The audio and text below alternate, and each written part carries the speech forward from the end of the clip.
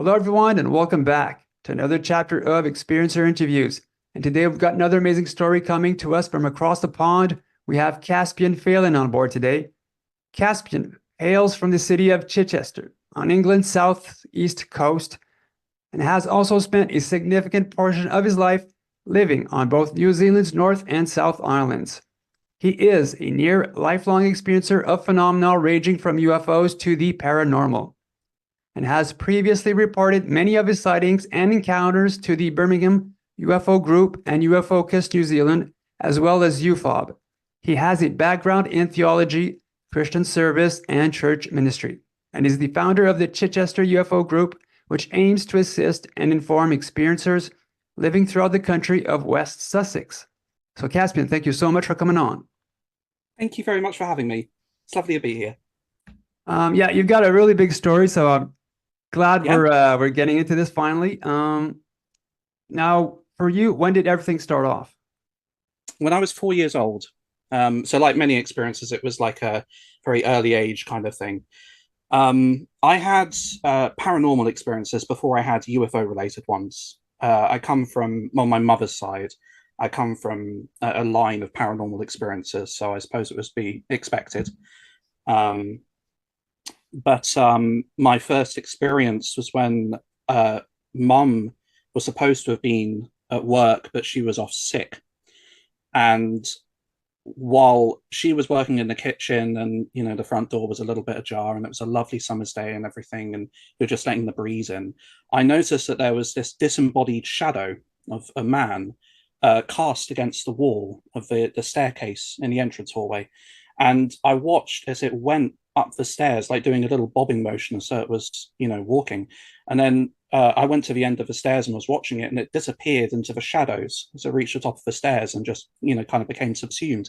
And I immediately rushed into the kitchen, and I was saying to mum, "Oh my gosh, mum, guess what I've just seen?" And at the time, she thought it was a ghost because she still believed in those things back then. So that was her natural assumption.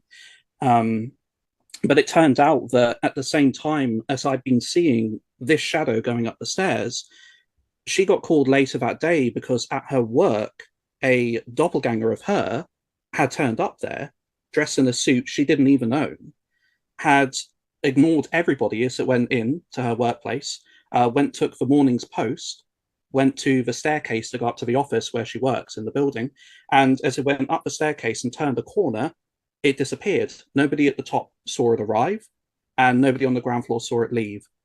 And apparently all the stuff it picked up disappeared with it. And mum later worked out that was the exact same time as I'd seen that shadow going up the stairs. So, I mean, I don't know how that's a possible connection, just that it occurred. Where I was living, it had like various phenomena like orbs, dancing lights, particularly like three lights that would sort of dance in a sort of little round pattern. There was other things as well, like strange smells. The lights would flicker, cold spots. All of the normal sort of paranormal stuff that a lot of people report. We would have like times just before Christmas when a really strong wind would just come through the house and everything would rumble. And just as you hear in these paranormal encounters, the pictures would tip or they'd fall down and things like that. So I can definitely testify to that sort of stuff being real because it happened to us. And other people who came around the house as well, they'd noticed things too. It was interesting though, because where I was living in Churchmead Close at the time, in the little village of Lavant, just outside of Chichester, where I am now, in the close that we were in, it was only the houses just adjacent to us that had any phenomena. And further down, nobody had anything at all. So our next door neighbor, for instance, would talk about things that she had in her house, like seeing disembodied shadows as well, or ghosts, or like door handles rattling, and things like that, or fire alarms, smoke alarms, sorry, going off when they weren't supposed to. And so she and mum would talk about it sometimes, but it was put down by them to the fact that our house at the time was built on what used to be the graveyard of the church that we were just up against. And we didn't actually know if anybody was buried underneath, where our house had been built. But even then, when we were living there, like our back garden fence, literally you could jump over it and there's gravestones. It's the plot. So yeah, that was how things started. My first UFOs I saw when I was 5 years old. And it was thanks to the fact that I used to just sort of stay up at night and always look out the windows and everything and enjoy looking at the stars and the moon before I went to sleep. And one night I saw what I thought was a glowing hot air balloon that was coming down over the Sussex Downs towards where the close was. And as it got closer, I noticed it appeared to be more of a triangular shape, but sort of up on its side, not like a flat triangle, but like stood up. And it was only as it was passing behind the roofs of the houses just across from my bedroom window over the close, and it got to the end, that I noticed that it was more of a 3D shape, more of a tetrahedron than a triangle per se. It had these like striations on the side, these four lines, and was sort of like a dull, glowing neon orange color with a glowing dome on top. Um, that first one just disappeared behind some trees that went down the old Roman walk, Centurion Way. And then another one, or the same one that had circled back maybe, came up from the roofs at the end of the close, blue this time, but looking otherwise exactly the same. And as it rose up into view from behind those roofs, these three little lights, one on each corner, just flashed briefly. And then that one also went on the same path as the orange one had behind the copse of trees. Um, and that was my first sighting of a UFO. And again, I didn't really think anything of it. I just thought it was a weird hot air balloon with no basket. But my bedroom window was open. There was no sound or anything like that. No hissing or whooshing like you'd have with a hot air balloon. No flickering lights. It was a very constant color, and the way it moved wasn't like a hot air balloon either. Because of course I've seen a lot of hot air balloons in my part of the UK. But this thing, the way that it moved, and the way that many UFOs have moved that I've seen, I would liken to it's like an air hockey puck on a table. It moves, it slides across the sky. It doesn't move through it. There's no resistance. Um, but shortly after I'd had that sighting, the men in black turned up at my primary school and tried to take me in broad daylight. So this is one that my mum and auntie could tell their own parts to because they remember it as well. But when I'd been in class, my auntie had been out on her earlier break because she was in a class above ours, so they got to go out earlier.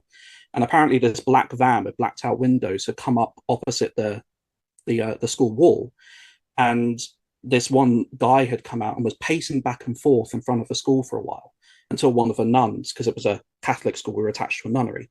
One of the nuns had come out and had told him, are you here for one of the kids? Are you a parent? If not, can you please get back in your vehicle? What are you doing? And apparently he just complied and got back into his vehicle. But a couple of hours later, me and my class had gone out because there was like this group of buildings on the other side of the road that we did some classes in. So we had to go across a zebra crossing. And as we were going across it, the front doors of this van opened and these two men got out dressed like mobsters, like gangsters with their fedoras and everything like that. They got out of the front of the vehicle and were just stood there watching us. And one man in particular who was on this side had like he was staring straight at me like he had, and then he made a beeline towards me as I was going across the road. He just strode towards me, and Sister Joseph Clare had to stand in front of him and was like, what do you think you're doing? Get back in your vehicle this instant or else I'm calling the police. And he just stood there, turned around, went back into his vehicle. They went in, slammed the doors, and sped off as fast as you could imagine. And after that, the school wouldn't let any parents come and just pick up kids that went out of the gate by themselves. They had to go in first and get the kids. There was a school newsletter at the time that had been saying about what had happened. Everything's, watch out. But at the time in the UK, there was this weird thing going on with phantom care workers, as we called them, where people would turn up at people's houses dressed in black suits, pretending to be care workers and wanting to take people's children. So because that was a scare that was going on at the time, that's what we put it down to. We had no idea of what the Men in Black were. I don't know if the movie Men in Black had actually come out at that time, but even if it did, we didn't see it. We weren't a family interested in anything like this, so we had no idea. But yeah, so that was my initial UFO experience and what followed with that. Thankfully, I've not seen the Men in Black again. I have no idea what would have happened if they'd taken me at that time, just that they almost did. But yeah, so paranormal experiences continued, and eventually I started seeing what I thought was a very strange moonlight at my bedroom window at night. And sometimes when I would wake up, or actually I would say quite a number of times when I would wake up, it would just immediately switch off silently, just disappear, which moonlight doesn't do. It doesn't just turn off.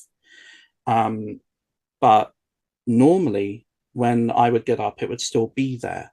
And even though I couldn't see what the source of it was, when I would get to my window, I would notice the moon was never in the right position to have cast those beams.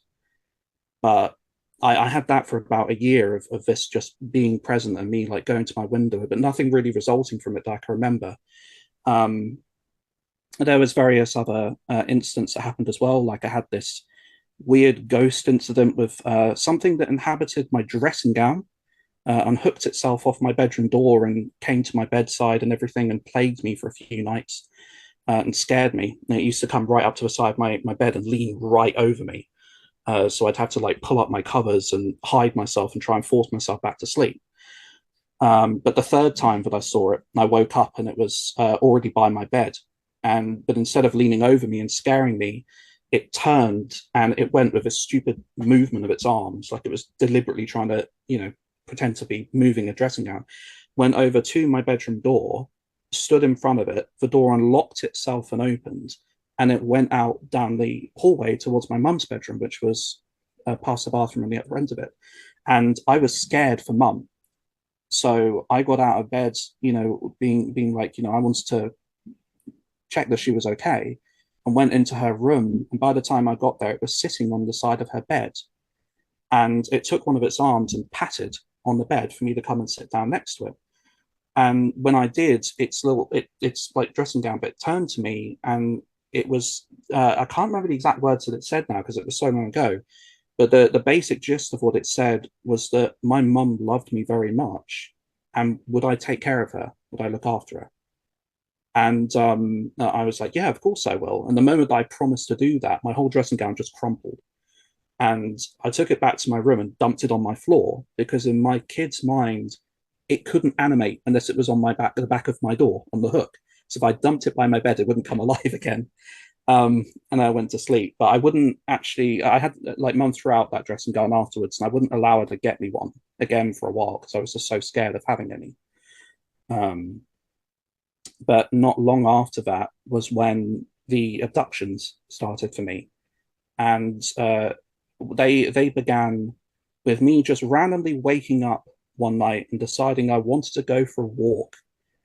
And I wasn't really prone to sleepwalking. I've never have been. My family isn't either. My dad was, but mum's never observed it with me. Nobody's ever observed it with me, so it was quite unusual. Anyway, so I went downstairs, found weirdly that the front door was unlocked, and decided I was going to go for a nice long walk, as like a 5 or 6-year-old does, down the whole of Centurion Way, through the woods, in the dark, barefoot.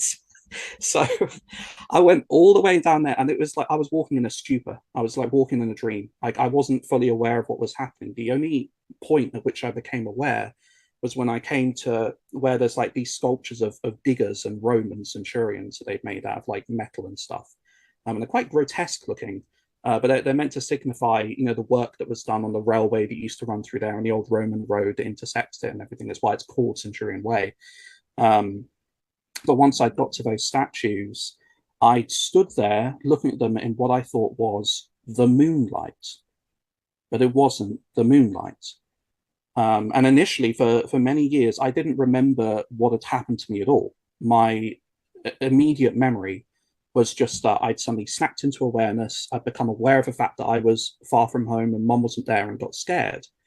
But it was only later that I regained the memory of the fact that I'd seen a weird glowing house out on the field behind me, or at least what I thought was a very strangely shaped house. And the front door was open. And there was this woman who was quite a fair bit taller than me with a cold hand, cold touch, who took me over to this house and took me up the steps to the open front door, where I met 2 other very nice gentlemen, one of whom had a strange black thing that now we would call a tablet, but at the time I had nothing to analogize it to because this is like the mid-90s. That he was asking me. He got down on one knee, the main one with the darker hair, and he was asking me questions and everything, and trying to ascertain my name and everything. And he got my name wrong at first. He asked if I was Archie, and the woman who was with me said, no, it's we have Caspian tonight. And he was like, of course, Caspian, like looking. And the weird thing was, is he was looking at it, and he only had to look at it, it seemed, to write stuff on it. But I couldn't see whatever he was doing. It's just I saw him like looking at it quite intensely and obviously doing things with it. This taller woman who I'd later learn called herself Astara. She went away into the house, little, and brought me back this blanket, like this crinkly foil blanket that she put around me, and it made me warm. But I was starting to get, a bit frightened of everything, and I wasn't sure what was going on. And I was saying that I wanted mum. I wanted mummy. I wanted to, go find mummy. And Astara knelt down in front of me, and she was like, trying to comfort me and saying, it's okay, mummy's here. And I was like, no, my mum, I want my mummy. And I was absolutely insistent about it. And the next thing I remember, which again for a long time was the only thing I could remember, was me being back in front of the statues again, the sculptures rather. But now the moonlight's gone, and I'm fully aware of where I am, and I'm terrified because I haven't been out this part of Centurion Way before, and especially not by myself. And so I'm stumbling back down the track, trying to find my way home as best I can, calling out mum's name until I realise that there's no way that she can possibly hear me. She probably doesn't even know I'm gone. So as you can imagine, at that age, I'm scared out of my mind. And I get this weird feeling like someone's watching me. But when I turn back, there's nobody there. And I carried on until there's kind of like this intersection that goes between, I think it's Hunter's Way and Centurion Way, or Hunter's Race and Centurion Way. But I got to that point, and this time when I turned back to look, there were these two very tall, like lanky, thin, like super duper thin figures made of this kind of plasmatic, dusty white light. I couldn't see any features or anything, but I immediately felt a total peace when I saw them. I was totally calmed, and I knew everything was going to be okay. I was safe. And they accompanied me all the way back to this old railway bridge, the entrance to Churchmead Close, where I lived. And the weird thing is that I had always been terrified of that bridge. I don't know what it was, but I never wanted to go under it by myself. Just something about it always unsettled me. But that night I was able to go under it without fear.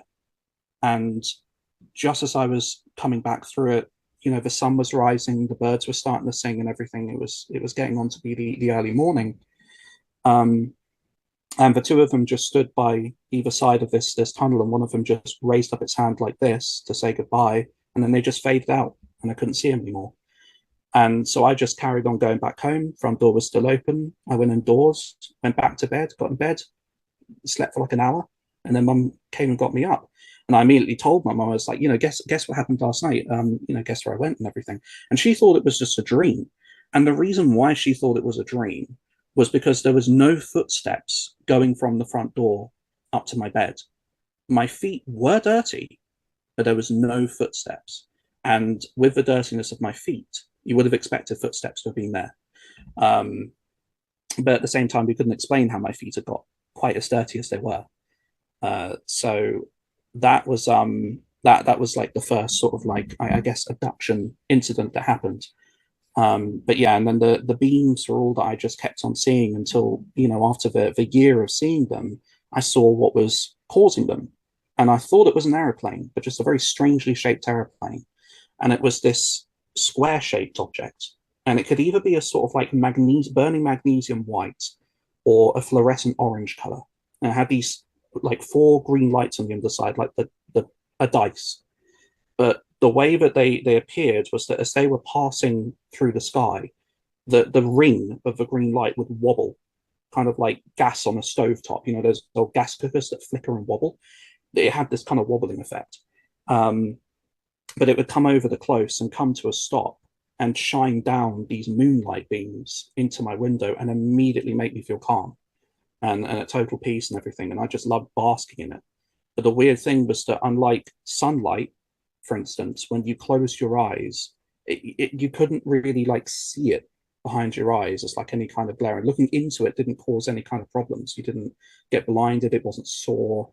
At best, all you could see was like this very faint sort of like strip of light, but it was nothing intense. But ultimately, and I can't recall now when the transition was, but I started actually getting taken onto the airplane, which I was informed by a starer was in fact a spaceship, which made me very excited. And found that I wasn't the only child on board. There was 4 other children besides me as well. There was Derek, who was a little bit older than me, and he had darker hair and everything, and an accent I didn't quite recognize at the time, but he was the nicest one to me. There was also a blonde-haired child as well. I don't remember his name 100%, but it might have been Ricky. And there was 2 ginger-haired children who were like twins, but they never really talked to us and just kind of kept to themselves. But while we were on board, it was a starer, this blonde Nordic, as you know, I later came to understand they're called.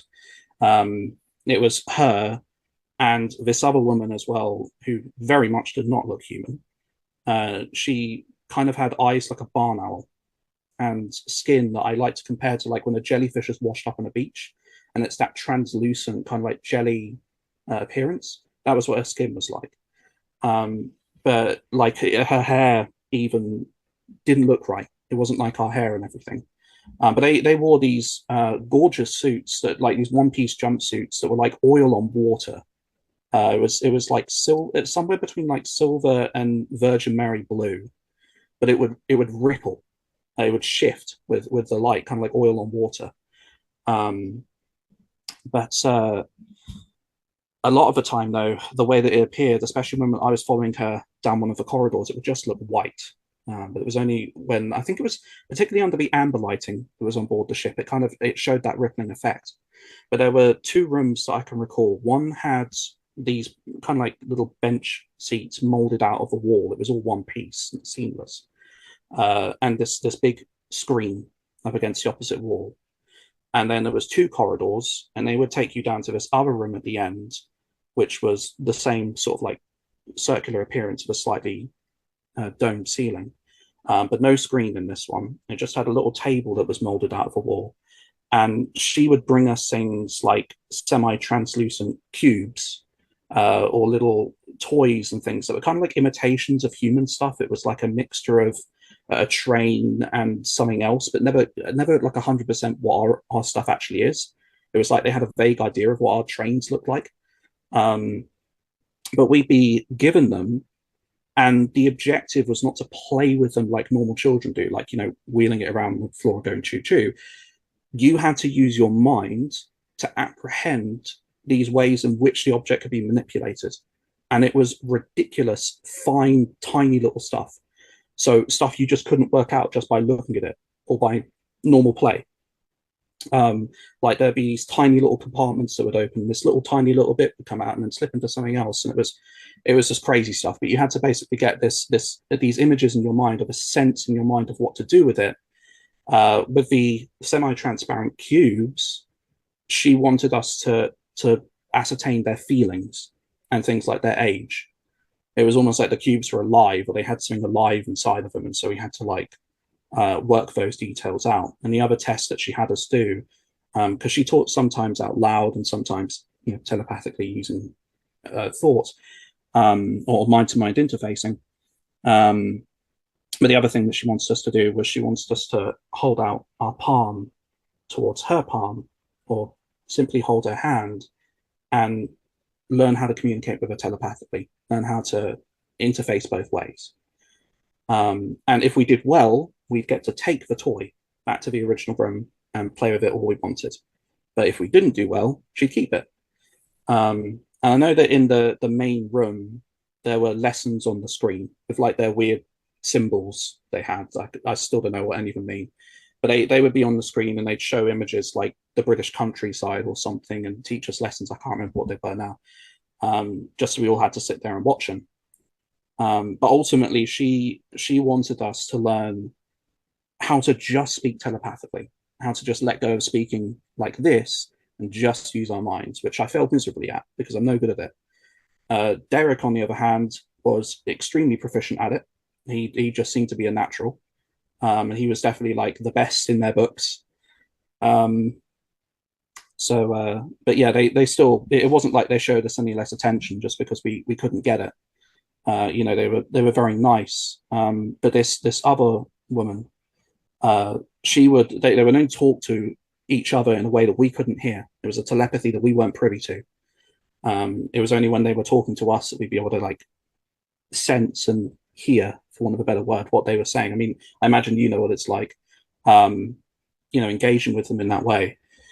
But yeah, and that's what went on until like almost the year 2000, when my little sister was born, and then they just left one day. They just left and never came back. Not for a long, long time did I see Nordics again, and I can't remember the reason why. All I remember is that before they left, Astara sat me down with her, and we had quite a long conversation, a really nice one. The only thing I can remember from it was that she told me that she had a daughter, like on Earth, like with a human man, and that she wanted me to meet her one day, which has never happened.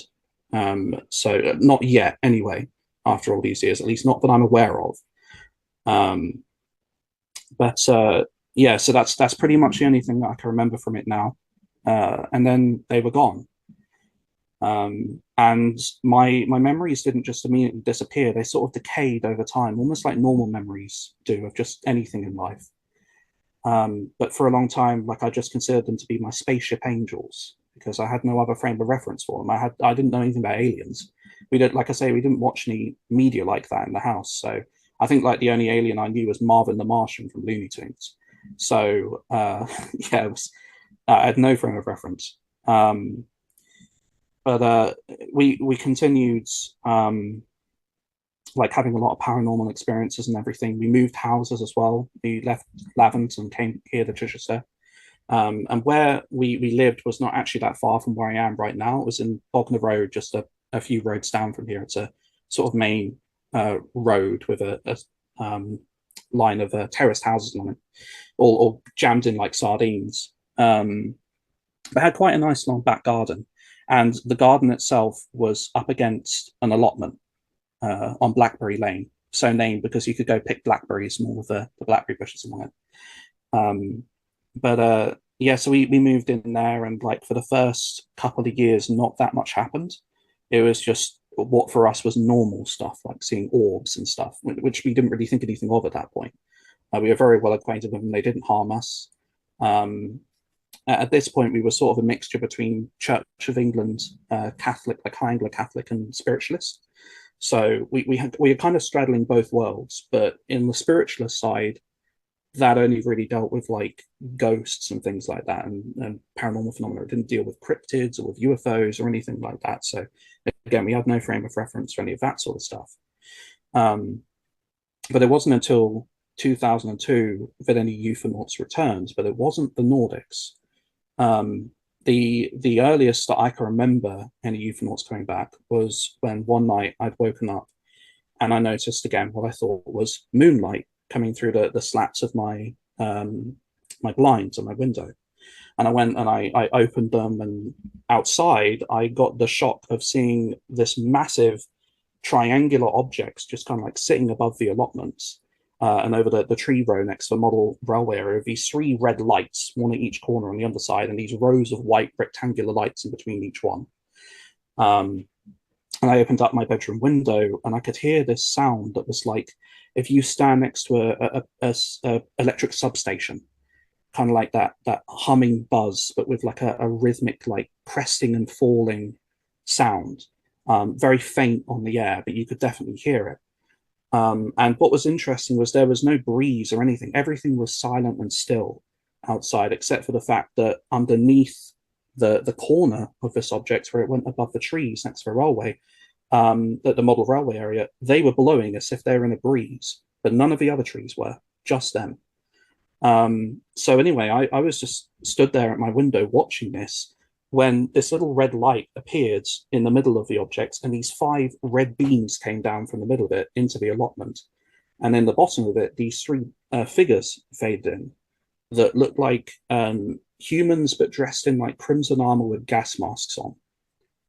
And they're in a triangle formation, so in the bottom of these beams. As I was at my bedroom window watching them, they'd all been kind of like looking down at first, but the one in front just looked up like this and looked straight at me in my bedroom window. And then they all just turned together in lockstep and walked towards the allotment gates to come out into the car park area where we, parked the car outside our garage. And I rushed out of my room and downstairs to the back garden because I wanted to go and meet these pilots. I wanted to, know about what kind of airplane they had and everything. And because that's just what I thought they were. And I thought that this was an aircraft that had come from the local Tangmere runway or something. I just thought that, I had no concept even of military aircraft back then, besides like Chinooks or helicopters. So, but I just went outside, and it was weird because, again, the back door was already opened. We locked it at night, but I was able to come out of it. And I went into the back garden only to find that they were already in my back garden. They hadn't continued down the lane. They were stood there. And there was one who was just over the brick wall at the end of our garden, who was kind of like looking left and right along Blackberry Lane. One of them was stood right in front of me on our garden path, holding this thing in his hands, like a sort of, I guess, like a very small shotgun, but not with any trigger or any loading or anything like that. Just smooth, again, one piece, not just an object, like a gun-like object. And then this other one was standing by a flower bed, and he had this weird wooden box in underneath one arm with like these silver symbols, these chrome symbols on it. And in his other hand was a big like snow shovel type spade. And I came out and went up to this guy who was in front of me, and it was a very weird conversation. It was all out loud, none of it was telepathic, and they definitely sounded like he was speaking through a gas mask. The accent was very much like from our area, from this part of England. But I was trying to ask him questions like, about his aircraft and how was it hovering there and everything like that. And he was just deflecting all of it and going, that's not important. You shouldn't be thinking about that. But the initial thing that he'd said was to ask me my name. And just as I was about to answer, he'd said, "It's Caspian, isn't it?" And I got this sense that they were military. And again, because I've come from a military background on my dad's side, I immediately stood to attention. And I was like, "Yes, sir," and everything, and just being as respectful as I could be. But he told me that the other bloke that they had with them wanted to bury that box in our back garden to keep our neighborhood safe. Would I be okay with that? And I was like, "Yeah, that's fine." And the guy starts digging a hole, but it is the slowest digging you've ever seen in your entire life. It's like someone trying to dig with time slowed. Like, I've never seen someone labor a hole like this guy did to put the box in. And again, I'm just talking to this one in front of me the whole time. And finally, it gets to a point that he's finished burying this box and he's padding down the soil on top of it. And I was getting freezing cold because I'm in my pajamas and barefoot and everything. It's, wee hours of the morning. And so I said to this guy in front of me, "Hey, can I go inside and get mum and tell her that you're out here and what you've done?" And he's like, "Yes, that's fine. Go in and fetch your mother." And so I turned around, and just as I'm about to go indoors, he comes down to my level, puts his hand on my shoulder, and says, "They're here. Duck, run." I'm like, "Who's here? What are you talking about?" Like, and so I ducked as low as I could and ran towards the back door next to where the kitchen was. And he raises up this thing that he's got in his hand, this gun, and it's making these kind of like foom, foom, whoosh, whoosh, kind of like sounds. And firing these weird things that look to me like metal streaks or like metal stakes going towards the dining room area, not the kitchen, but adjacent to it in the dining room area, and just kind of like disappearing. And I went into the kitchen and hid down underneath the counters near where our fishbowl was for safety. And next thing I know, I'm waking up the following morning back in my bed safe at a normal time. And I go into mum's room and I'm like, "Mum, you're never going to guess what happened to me last night." And she sits up and goes, "You're never going to guess what happened to me last night." And I let mum go first, I believe. But she told me that what happened was that she'd woken up hearing a weird electric buzzing sound in her room during the night that didn't seem to have any source. But according to her, I had come to her bedroom door, or at least something that looked like me had come to her bedroom door and had said to her in a very monotone, robotic kind of way, Mum, you need to come outside. There's something in the garden I have to show you. And so she follows me downstairs, but she's following me downstairs. She notices that whenever paranormal things happen, we always had this weird kind of obscuring mist type effect would come into the house. And she noticed it was all in front of the front door in the entrance hallway. And so as she's following me through the kitchen to go outside, she feels that she has to turn back, and she sees this weird mass that's forming out of the mist, like this very ugly, nasty expression looking face. And she said that it charged down the hallway towards the kitchen towards her, smacked her hard in the center of her chest so hard it lifted her off her feet and made her smash back into the kitchen units, where she slumped, went unconscious, and woke up the following morning in bed. And that's all she remembered. But her back still hurt. Like she'd really been thrown against these units. So the first thing we did was we went downstairs and we went out into the back garden, checked the wall to see if any of these metal things were in the wall, but we couldn't find any. And we went over to the garden. We got our little garden trowels and we were going to dig the hole to see about the box. And the weird thing was there was a dug heap there, not a molehill, but clearly someone had dug a heap and done a pile and passed it down. But when we dug into it, no box. It was deep, but we found no box. But after that, like, various weird things happened. My stepfather began getting the electronic phenomena that some people report. He'd walk on these street lamps and they'd only go out when he's walking under them. And the moment he steps backwards, they go on. Steps under, they go off. Step backward, they go on. And like, he would come into our house and all the lights would switch off in the house, total blackout. Mum had a really bad back for ages because of what had happened to her, like at least a couple of weeks. And I had this really weird rash on the top of my shoulder and going down the top of my arm, like this red rash. And the weird thing was that it didn't itch or sting. There was no burning sensation, no heat coming from it, but just a very obvious redness. And that lasted for about a week. Creams did nothing because I had eczema. So, we were used to using like double base and everything like that, cream for eczema. Creams did nothing. It just phased away by itself. But that was in the same place that he put his hand down on my shoulder, which was what was so strange. But not long after that, because I was very ill, I was in and out of hospital a lot when I was little because of my asthma. And I had to practically live off a nebulizer a lot of the time. So I'd been off school on one of my many, like, off because of asthma or something kind of times.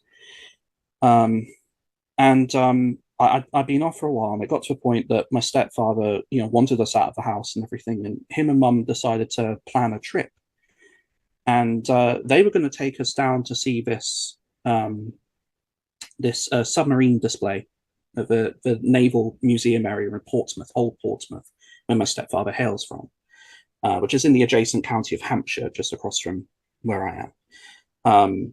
And we drove down there regularly to go and see his mum and dad and then their family house anyway. So, but yeah, so he wants us to go to the Naval Museum, see this nuclear submarine that had kind of been parked up there, so people could go on board and get a feel of what it was like to go on board a submarine. So anyway, we drove down there. I was super excited. I had my backpack with me. I had all my inhalers and everything I needed, so I'd be okay. And we get through and we see like the dredged up wreckage of the Mary Rose and everything, and the HMS Victory and all of this just brilliant stuff. And I'm having the fun of my life. And we're just about to go see that submarine. And we walk through the market area and we turn the corner, and there it is in front of me, and I lose it. I crumpled and I was screaming my head off. I didn't want to look at it. I was pawing the ground, clawing with my nails, saying, please don't take me on there. Please don't take me down there. I don't want to go inside. I don't want to go down there. And Mum was confused, and she was like, what's wrong? And everything, because I'd never been on board a submarine. What was weird was that the way you got on board it, you walked up some steps to go into this little door you opened at the side. It wasn't like a hatch on top. So there was no going down into it. You just walked into it. But I was basically like screaming, don't let me go down there. Don't take me down there. And these two kind gentlemen came along and were like, do you need help? Do you need us to call an ambulance or anything? And Mum was like, no, I'm fine. I'll take care of him. But they very kindly like took me underneath the arms and lifted me up and everything. And mum brought me back round to the market area, and my little sister was like getting really distressed because she was only like 2 years old at this time. Mum like had her in one arm trying to like comfort me with the other, give me my inhalers and everything. But I was like going into a full on panic attack. My stepfather wasn't having any of it. He'd come to see a submarine, and seeing a submarine was what he was going to do. So he went on board. Um, and mum took me back to the car and spent like an hour and a half trying to calm me down and get my asthma in check. And we were initially going to go to the hospital, but then my stepfather insisted we had to drive back to Chichester because the roads would be too bad. So he's a bit of an arsehole, unfortunately. To put it very lightly, a very abusive arsehole. So he was he didn't care one iota about me or about my asthma. All he wanted was just to have a day out at the Naval Museum, ultimately. But yeah, so anyway, we ended up driving back to Chichester. Mum got my panic under control, and I was in floods of tears for a good couple of weeks after that. Kept having flashbacks of seeing the submarine, and I couldn't get it out of my head. And unfortunately, when you drove into Portsmouth to go see my stepfather's old house, you had to drive past this Harry's scrapyard place, where they had the rusting hulks of old decommissioned submarines, leaning there to be, scrapped for parts or whatever it was that they did with them. And I couldn't bear to look at them.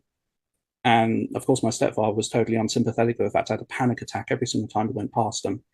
I still to this day cannot look at pictures of submarines at all. I can't. In my head, even as I'm talking about this, I replace it with pork sausage. It's the only way I'm able to think about it. As stupid as that sounds, but it's literally the only way I can do it. But I can't look at toys or submarines, nothing, because it just makes me feel so anxious. But as it turned out, it wasn't like that long really before I got memories back of what had happened, and the fact that I'd just woken up one night to someone being at my door, and I don't know who it was. I don't remember who it was now. I have this vague sense of seeing my stepfather at some point, but I don't think he was actually involved in any of it because he sure didn't remember anything. But then the next thing I remember is being sat on what felt like a cast iron park bench and going up really high in the sky, and being able to watch our roof of our house and all the houses around us just going away, and then watching this whole vista of us flying out towards Bognor Regis, where the coast was, and going out over the sea. And as we were going out over it, and I remember it all like clear as day, and another person who interviewed me before was able to make like an animation of it, which I'll have to see if I can find to give to you as well. But yeah, we went out across the water, and it was as we were going out, and it was very still water, but it was where the moonlight was being cast across the waves, as little as they were. There was this dark object that was sat on top of it with this round open hole in the top of it. And we came round, stopped, and just went straight down into it. And there's only two things that I remember after this point. One is that I was in some kind of environment where there was a screaming sound, or some kind of screeching, screaming sound. I don't know what it was. And I have a vague sense of the name Dr. Rajesh and weirdly Elton John's song Rocket Man. And the other thing I remember is being underneath the water, screaming my lungs out, but not drowning, and seeing this humongous dark object in the water with this massive, great big spotlight at the front of it, piercing through the dark, silty water. But the light was weird. It wasn't like a torch. It was like the light was alive. And it had this kind of like vile feeling to it, this horrible, vile feeling. And after that, I just remember going back towards the ceiling of our house, going back, just passing down through the roof and then waking up the following day. And that's all I can recall. But that's obviously where this abject terror of submarines has come from, because in my mind, I've obviously associated the two. So that was 2002. I kept there was various paranormal things that kept on happening after that. There was a little what we thought was imaginary friend of this Victorian girl in a red dress called Emily, would appear to my little sister and would play with her. And my stepfather would get annoyed because he would hear like the sound of two children playing in Iona's bedroom and like get up and you know go to her room and open the door only to find my little sister there. Um, and Emily wasn't there. But me and Mum were pretty convinced that she was just an imaginary friend until we came home one day and I actually saw Emily sitting on the stairs. And it was like, oh my gosh, she's real.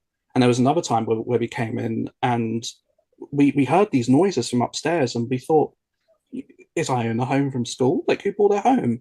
And so we called upstairs and we heard this little voice that was not my little sister, call back down the stairs and go, hello, in reply to us. And we were like, that's not her. Um, so yeah, all of that was going on. The orbs kept on appearing. We had various things like what we thought was my grandmother. She would call up to the house and say, "Oh, she's going to come round," and then we would hear her literally moments later with her keys at the front door, rapping on the front door and asking to come in. And we go to the front door and she's not there. And then she would turn up like a few minutes later, do the exact same thing of rapping on the front door and calling, and we'd let her in and she'd actually be there. Or we'd hear the sound of my stepfather coming home, you know, the gravel crunching as the car came into the driveway, and then the sound of the garage door opening and closing, the sound of him walking up to the back door, and then nobody coming through the back door and nobody being there. And he wouldn't get home until hours after that. Or we'd have other things where it sounded like he was splashing in the bath when the bathroom was empty. And we also had this one particularly weird thing with the bathroom was when I'd gone in there one day and seen the hindquarters of an old wiry Iron Age pig sticking through the wall. And I immediately called Mum to come and look at this half a pig, you know, almost unable to believe my eyes. And she comes in and can see it too. And as we're both staring at it, these hindquarters just walk forwards and phase through the wall. And we rushed out into the back garden to go see where this pig was. And of course, it's disappeared. And we did some research, and we didn't know at the time that the site where our house was on used to be, for a while, an orchard.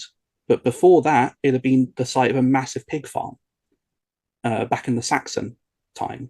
So, and of course, at that time, they still had those old medieval wiry Iron Age pigs, the grey pigs.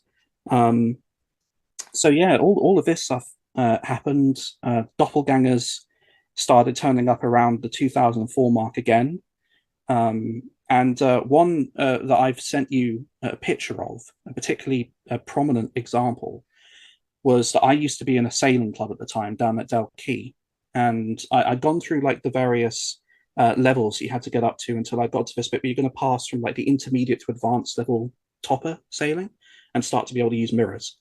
And me and my team were supposed to do this this thing where we had to like sail out into Dalkey to this little island bit a little bit further down, where we were going to have a picnic and everything and just stay, and then everybody was going to sail back. But I got the flu and I couldn't go to it. And so I was stuck at home and everything. And I came back the following week knowing I was going to get grilled and that they were all going to hate me because I probably ruined it for them and they couldn't complete their thing. They couldn't pass it because they were missing a person. And they all come running up to me and they're like, you know, what the hell happened to you last week? And I was like, you know, I'm so sorry that I wasn't there and everything. Like, what are you talking about? You were here. You just didn't sail with us. You completely ignored us. And I was like, what are you talking about? And Mum came up and she was like, you know, there's got to be some confusion. He was at home with us the whole time. He was ill.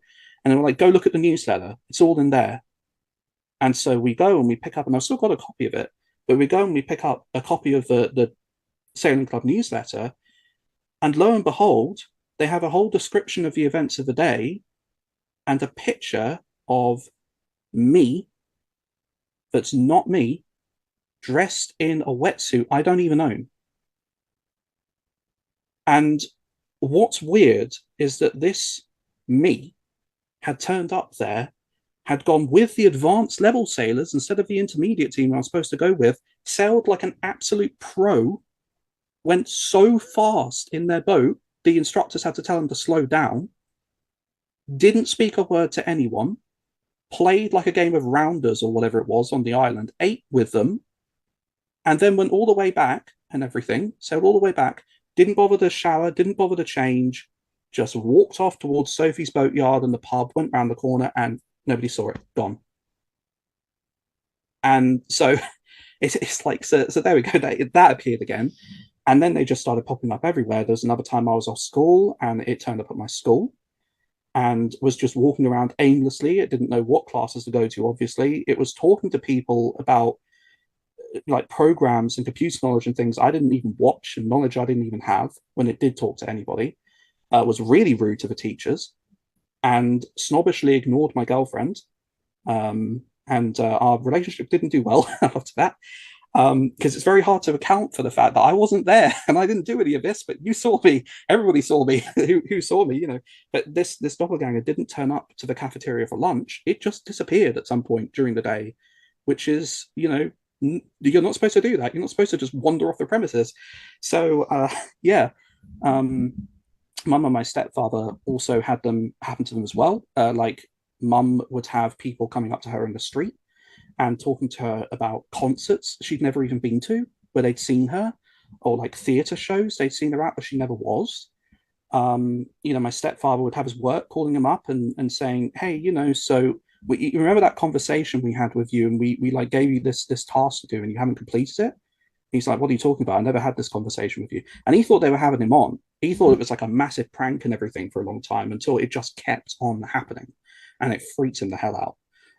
There was other times where like we went into the supermarket. My family went to the supermarket, my grandmother and my auntie, and saw what they thought was my mum, looked indistinguishable from my mum, pushing an empty trolley around, and they called out my mum's name, and she even turned her head to look, and then rushed off round the corner, pushing this trolley as fast as she could, disappeared out of sight, probably took the trolley with her for all we know, into the great aether, wherever they came from. And yeah, so all of these things were happening, and it was at a supermarket that mum didn't even shop at as well, just at another one that my family visited, but we didn't go to. We went to other ones. And all of this just went on for ages. In 2006, I finally saw another UFO. We were in the nearby area of Bosom, which is a beautiful port area. And it's well known because it's associated with King Canute, who in England famously turned back the tides. Even though it's sort of a legend, but it's, you know, there's a burial of one of his family members in the local church there. But anyway, we were in the car park, and I remember that we were stood with the boot of the car open, and one of our little picnic mats there, and my grandmother and my mum were talking, and I was the only one who was looking out at the car park, and I saw at first what I thought was like this black plane coming up from behind the boat mast at the edge of the car park, like on an angle, on a slant. And then it leveled off and went slowly over the car park and then silently, blink of an eye, sped off, like faster than anything, no sonic boom. And I asked my mum and my grandmother if they'd seen it, and you know, one of them was turned away and hadn't seen the thing, and the other one just thought they'd seen a black plane out of the corner of her eye, but couldn't say anything else and didn't think anything of it. So yeah, after that point, there was various other things that happened that were just mostly like just weird dream things, out of body experiences. Me and mum were simultaneously having out of body stuff where we'd have like the room at night would start spinning like water down a plug hole, and going faster and faster, and then we just zip out of our bodies, go through the roofs, and fly up through the clouds. And I can still remember the feeling of it because it stung, the way all the cold, freezing rain whipped against my body and stung. And we go up at incredible speed to this massive, like, inverted tornado. This kind of like weird silvery cloud tunnel with these sparkles in the walls. And we would go through it at this immense speed with like other people going back and forth down it into this weird golden light. And neither one of us can remember what was at the other end of the golden light, just that we kept on going into it and then coming back. And with mum, there was one instance in which she came back so hard, and I have had this happen to me, but it was very many years later and completely unrelated. But there was one time where she came back so hard, she landed on the bed, bounced my stepfather up and woke him up. And he was like, what the hell was that? But yeah, so that sort of stuff was happening. I had these weird dream meetings with this Canadian girl called Laura, that lasted for years and years and years. And neither one of us at first knew whether the other was actually a dream, whether they were a real person. And so we like started sharing information with each other about our lives and where we lived and everything. And that's a whole story in itself that I don't know if we'd had enough time to get into today, but it was a sad one in the way that it ends. But that went on for years and years. And then a horrible incident happened at my school where I was being awfully bullied. And there was these two in particular who tried to take my life. They failed to do so. They actually tried on multiple occasions to do the same damn way of taking my life and failed. Suffice to say, the school did nothing. There's a really bad story about how badly they reacted to that and how scummy it was. But what they did leave me with, even though they didn't kill me, was they left me with a chest condition that's been with me for the rest of my life and been very debilitating and hampered pretty much everything. And it was so bad. My only best friend at the time killed himself because of it, because of what they did. Um, and me and my family emigrated to New Zealand because my stepfather had some family living out there, and we wanted a new start, a new life. We just had to get away with it because I mean it was so bad that one of these bullies lived not far from where we were living. We would have like bricks being thrown into our back garden and everything. My stepfather had his bike stolen, the tires in our car were being popped out. I was being chased back home by them and everything, and it was nightmarish. And the police were doing nothing. They decided that all of my bruises and everything were self-inflicted somehow. I don't know how I'm meant to have self-inflicted all of these on myself. Um, Unfortunately, my family at the time didn't believe us either, because they just had an attitude that, oh, well, kids always just want to spend time off school, even though the only time I'd had to spend time off school otherwise was because I was sick. But anyway, so long story short, we ended up emigrating out to New Zealand. We thought that the phenomenon would be left behind, that we'd have a completely clean slate. It followed us. Um, and it was after the second house we'd lived in. Um, and it was a lovely place near to a naval training base. And that was where the orbs all came back, and these weird hot spots that were so bad they warped the kitchen top. And like other things were happening, like we would touch the TV and we'd be able to switch it on and off. Every single CD player we bought would keep on breaking annoyingly, and we'd have to keep on rebuying them over and over. Um, and Also these weird like hooded shadow figures turned up with these glowing white eyes, that were following my stepfather home and everything, and he was afraid that they were like demons summoned by Satanists and everything, come to take his soul, and he blamed us for it because he decided that we were the cause of all of these misfortunes and made our lives a living hell, even though we weren't the cause and we could do nothing about it. We were suffering just as he was. My little brother and sister, because I had a little brother by that point as well. He was born in 2002. He was scared out of his mind as well. So is my little sister by these things. And so is my stepfather's family, who, despite being avowed humanists, came round our house and were afraid to talk about the fact that they had seen these tall, hooded shadow figures. They only told my stepfather about it. And I think only for once. They didn't really want to talk about it again, but they were very unsettled by it. And he was wroth with us because in his mind, again, it was us doing it.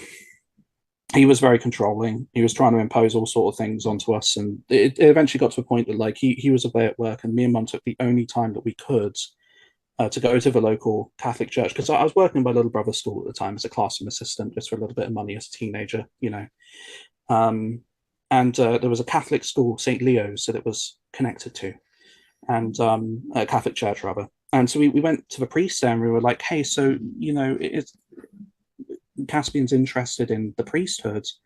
Would you be willing to train him? And they were perfectly fine with it until we mentioned all the stuff that was happening to us as well.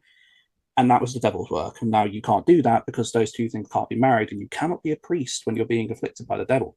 So, so he wouldn't help us. We ended up turning to this group of like mediums who promised mediumship training, which was completely worthless. We learned nothing from it. And they all just decided that they're amazed by our apparent skill, and were floored by us anyway, and we didn't need to we didn't need training. So that happened, and then the financial crash happened in 2008, the big recession, and so we had to move down to the South Island to Dunedin to try and have a more affordable way of living. That was a whole palaver. Again, the phenomenon followed us. The doppelgangers appeared again. Mum started work at this school down there, and just after she'd started there, this doppelganger turns up of her, goes into the principal's office and demands a raise, which when you've just started working there is a very bad idea. So as you can imagine, that got into a bit of trouble, and that was very hard to account for. I had the best year of my life at school when we just gone down to Dunedin. I was at Cavanagh College, this Catholic school. I made loads of friends there. The best time, my chest condition was bad, but not as bad as it was going to get in my life. But there was this brief window of time, this like 8 to 9 months of time, where I actually lived a normal life. I got to know what it meant to be a child, and I made friends, and I had school, and I excelled at biology and everything, and it was going so well. And then my health took the biggest nosedive imaginable. I was bedbound for like a year and a half, had to have the curtains closed practically all of the time because of terrible migraines. I developed chronic fatigue syndrome. The attacks and flare-ups of my chest condition were utterly excruciating. I could barely breathe sometimes. I couldn't feed myself. Mum had to take me to the toilet. I could like barely move for 30 seconds a day at most if I was lucky, and that was only later in 2010. But of course, you know, I'd become in this horrific bedridden state, and lo and behold, my doppelganger turns up at Cavanagh College. Even though I hadn't been able to start taking Year 13, it turns up there. And so initially that word had got around, but my friends didn't believe it. They sort of just dismissed and gone, no, it can't have been Caspian, because we know that, you know, he's not been at school. We don't know why, but we just know he's not been at school. Until it turned up at my friend Tyler's house and wanted to play on his PlayStation. But the moment he invited it to come in, it turns around and runs off at high speed. And so he calls mum up and he's like, you know, what the hell happened? I thought, you know, Cass can't come into school. If he's well enough to run away from my house, he's well enough to come into school. You know, what's going on? And so I tried my best to speak to him and to explain my state. There's no way it could have been me. What are you talking about? And he didn't believe me. And after that, I cascaded. I lost all my friendships, lost everything, totally alone. And life was a living hell. I became depressed, suicidal, just all of that. It was just horrendous. And that's when the Ufonauts returned. So the first one that I saw was one night in the start of 2010. And I woke up to see this weird dark shape at the end of my bed, and I heard this weird breathing sound, like this hissing, like rumbling, crunching, hissing, breathing sound, like a reptile or something. But it was just a dark shadow, and I couldn't really make out what it was. But you know, I wanted it to go away. Eventually, it did. And then the next night, I wake up, and now I can very much see what the thing is at the end of my bed. It's still making that same hissing, breathing sound. But it's what, you know, experiencers would call a reptilian, I suppose, or a reptoid, or whatever you want to call it, dressed in this blue outfit with very dark, like dark green scales, and these very vivid, like yellow eyes, and this horrific, like grin on its face with like these jagged teeth and everything. But it was just standing there at the end of my bed making this breathing sound, and then it comes around the side of my bed, takes up one of its taloned hands, and reaches towards my face. And I was like in so much pain that I couldn't like squeak out a sound, but I finally managed to shout out, go away, at it. And the moment I did, its hand like stopped and it just faded. It just went away. And I couldn't be in my bedroom for like 3 months after that. I had to be in the living room, like sleeping on the sofa, because I would not go back to that room. I was terrified. But then the paranormal stuff all amped up to 100%. We had like knocking going on the doors all through the house and everything, even when nobody was there.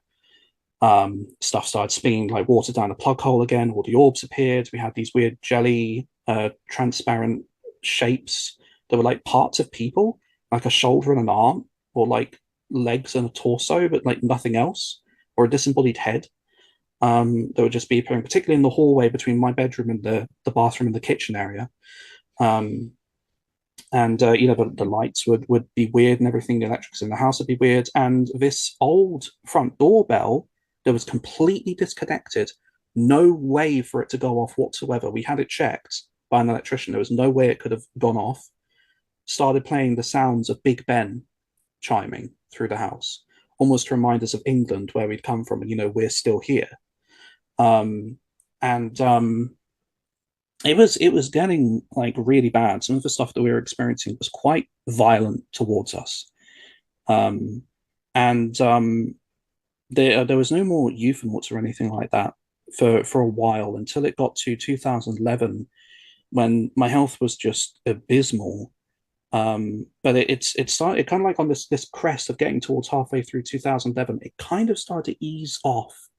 And mum had this sort of in her head of like, well, look, we've been away from England for a while. Maybe it would help you to have a change of scenery and to go back with my family in England and kind of like just stay with them for a bit and see, if it helps your health. And so I came on an extremely difficult plane trip. First time I'd ever flown by myself. It was complete excruciating agony, but I made it.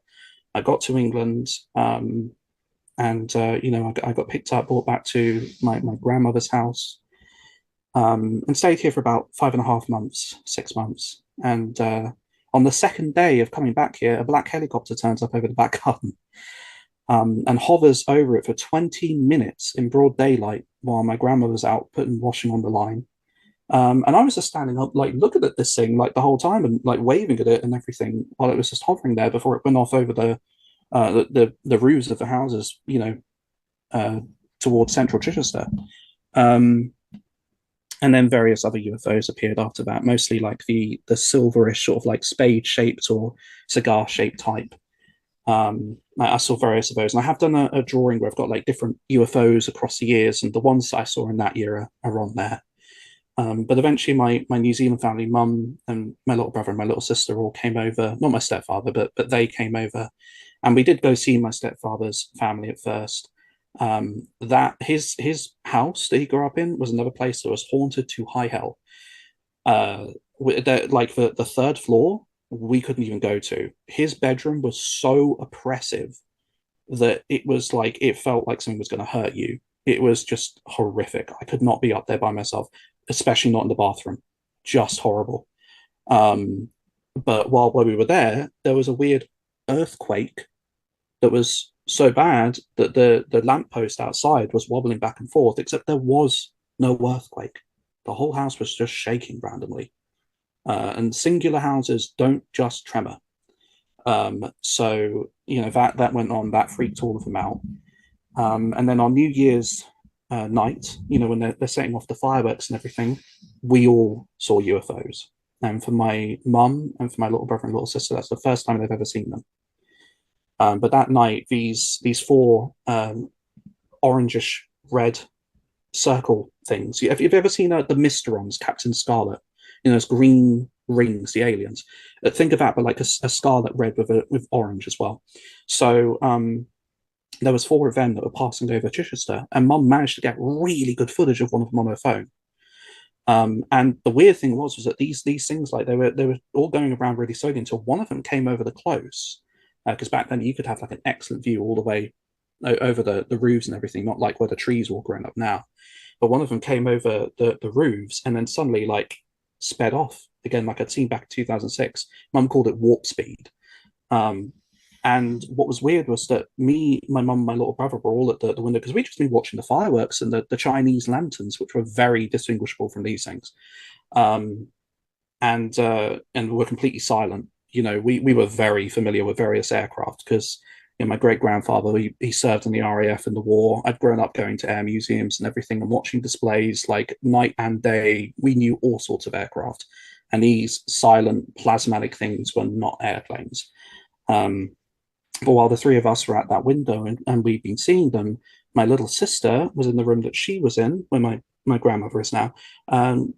She was there looking out of that window at the fireworks and over the back garden, and she saw what she thought was a street lamp until it started rising up into the sky, and this one singular cream colored object split into three, went into one, split into three, went into one, split into three, went into one, and it was rising up into the sky, and then it just went off into space, just completely disappeared.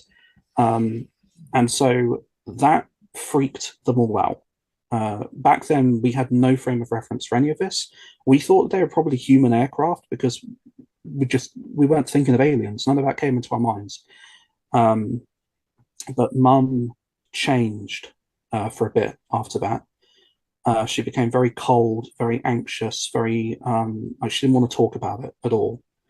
And I wanted to stay in England for a little bit longer if I could, because I had permanent residency. I could stay for a little bit longer on my holiday visa if I wanted to extend it. But she wouldn't let me. She absolutely insisted I had to come back to New Zealand. There was no way she was leaving me here. And it got into a whole thing with my family. Before we left, I did get to see one final UFO, which was like this helicopter with no blades or any defining features, just an orange helicopter-shaped blob, shining blob that passed over the railway at the railway crossing, completely silently, very low to the ground as well. And then after that, we went back to New Zealand, and it was weird. Halfway between flying back from England to New Zealand, Mum's demeanor and her character completely changed, and she was back to normal. And she had total amnesia of everything that had happened. She couldn't remember the argument. She couldn't remember how she behaved. She couldn't even remember the UFOs at first. And then it was only once we got back onto New Zealand soil at Auckland Airport, she was like, oh my gosh, and like looked at her phone and everything, and we started talking about what had happened. And she was normal about it at that point. She wasn't fussed. That's the following year, that was when things really ramped up for us. My stepfather had gone to work in Methven in Canterbury prior to the earthquakes and everything. That was because the 2008 earthquake had already happened, but prior to the like major tremors and everything that were happening, there was like a second wave of them in 2011, but it got really bad after that. He hadn't felt them in Methven just yet, but they did come after that point, and he was living there. And we used to go up like every weekend or every second weekend and stay in his upper floor apartment that he was living in there. Beautiful, right up against the snowy mountains, crisp alpine environment and everything, just absolutely gorgeous. But there was one weekend that we'd stayed there, and he'd wanted to get some dinner for us before we went, and then we were going to go down to the Rakaya Gorge, which was like this beloved like viaduct railway bridge gorge area with beautiful gemstones and everything like in this river. It's one of my favorite places in the world. And anyway, so just before we were going to get dinner and go down there, he was packing the car outside of my little brother and sister, and my mum was indoors. And I'd gone into the toilet. Now, this toilet, you couldn't close the door fully. It squidged. It was bloated like by the moisture, so it couldn't shut properly. But I went in there and I sat down and closed the door as best as I could and was on the toilet when the door slammed shut and cannot be opened. It's completely jammed. And Mum's like, what's going on? Are you okay? And on the other side of the door, these three disembodied faces, I'd later come to know they were called greys, these three disembodied heads appear, just floating in front of the door in a triangle formation. And they're just staring at me. Their faces aren't moving, they're just staring. And I can't even talk for how scared I am. I can't move. I can't even continue to poop. And Mum is like banging at the door, trying to get it open. She's like, Caspian, what's going on in there? She cannot open the door. And then this one that's just in front gives this little grin on each corner of its mouth, and all three heads just disappear, and the door poof, opens. And Mum comes rushing in. I'm crying my eyes out at this point. And she's like, what happened? What happened? And so the only thing that I thought was that they were demons, because I had no frame of reference for what these things were. I'd never seen the X-Files. I'd never read Whitley Strieber's Communion. I still haven't read Whitley Strieber's Communion. It's my shame. I'd seen none of this stuff. And the only exposure I'd had to anything like it was the Slitheen in the reboot of Doctor Who in 2005. But they did not look like those faces. The only similarity was the black eyes. But so mum, obviously we couldn't tell my stepfather or my little brother and sister. So we had to lie and say that I'd had a flare up of my chest condition that caused me to cry. We did end up getting the dinner and going down to Rakaya Gorge, and I was trying my best to calm down the whole time.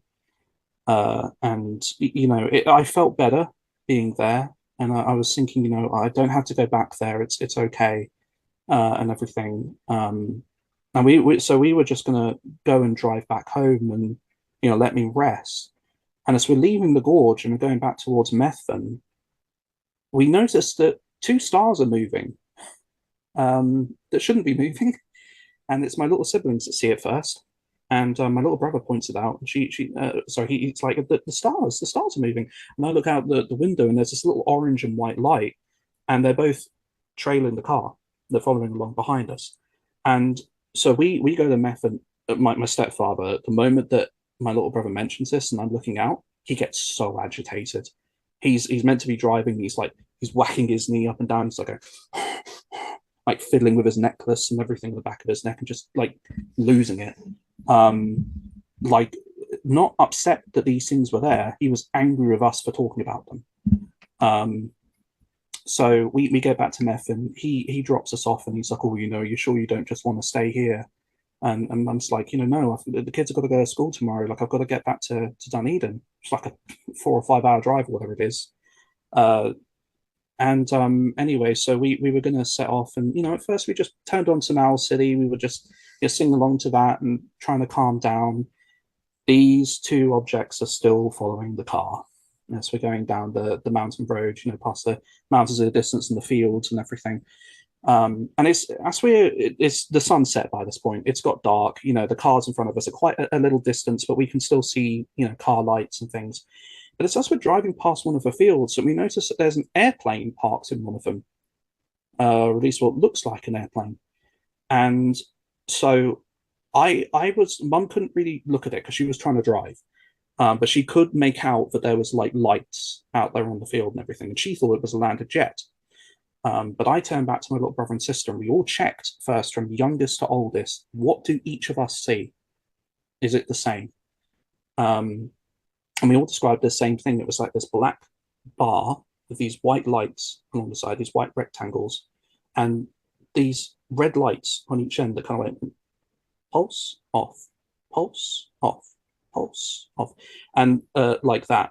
And these two lights are above the car curve as stars cannot possibly do at this point. There's definitely no parallax effect. They curve and they're going out over the field towards where this thing is, and then we lose sight of it because we go past this line of trees and bushes and everything. We can't see it anymore. So we keep on driving, and we're going back home. We turn a corner after getting over one of the bridges on the way back, and there's a gap in the trees, and out over the field next to us is this big square black object of a red light, a static red light on each corner that's just hovering over the field there. Again, we go past, we lose it behind the trees, and we are so freaked out that on the way driving back home, I really need the toilet at one point. We had to stop off at these gravel piles that were by the side of the road so me and my little brother could go to the toilet. But we've been driving back, and this train had come up alongside us on the coastal road as we were going back, and the lights are really intense, and we were so freaked out that we like couldn't work out it was a train at first, and we'd seen that train so many times. We should have known from the first that it was a train, but we were just so unsettled. It was like until it was going past, we were like, oh God, it's a train, it's okay. And so we got back into Dunedin, and at this point, my little brother and sister are asleep in the back of the car, and your mum's on her dregs, and she's just trying to get us back home. And as we're driving up over where you can look out over to where St Kilda and St Clair Beach, beautiful beaches are, over the car park there, I see this weird silver oval. It's got like this green hue around it, this halo around it of light. And that's the last UFO I saw on that way back home that night.